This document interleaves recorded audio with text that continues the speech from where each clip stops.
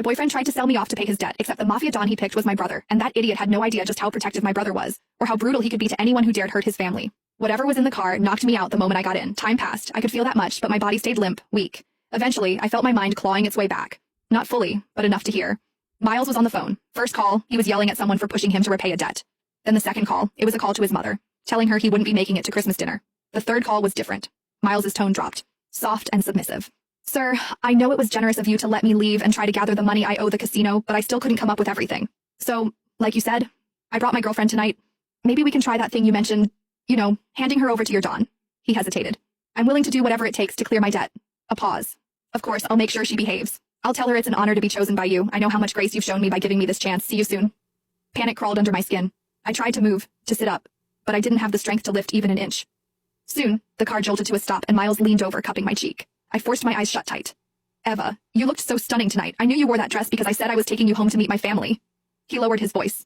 You know my tuition debt's a mess. I thought maybe I could hit a lucky streak at the casino. I never meant to lose everything. But now I owe money to a thug who threatened to kill me and my family. But luckily, he said you're just his boss's type. I owe him 20 grand, Eva. I can't let him go after me and my mom. His voice dropped, almost guilty. Don't blame me, Eva. Blame yourself for being too damn pretty. Just one night. Mr. Snake said it's only for one night. Then I'll come get you. I swear. I'll take care of you for the rest of your life. I'll take you to meet my mom. I'll marry you. Please, Eva. Don't hate me. He sighed, like the weight of it was crushing him. And most importantly, when we get to that casino, don't fight back, please. Things will only get worse if you do. I managed to twitch my fingers. They brushed against the hem of the dress I was wearing tonight. Miles was right. I'd put it on just because he finally invited me to spend Christmas with his family. I remembered how I smiled, how hopeful I was, how foolish to think we were actually moving forward. Turns out he was just selling me off. 20,000, that's all I was worth. Miles could have asked me for help and I would have given it, but instead his pride decided betrayal was easier. My thoughts spun, scrambling for a plan. I remembered the bracelet on my wrist, the one with a hidden alarm. One press, and it would send an SOS to my brother, along with my location. The problem? I was still too weak to move. So I decided to wait for now, gathering what little strength I had left.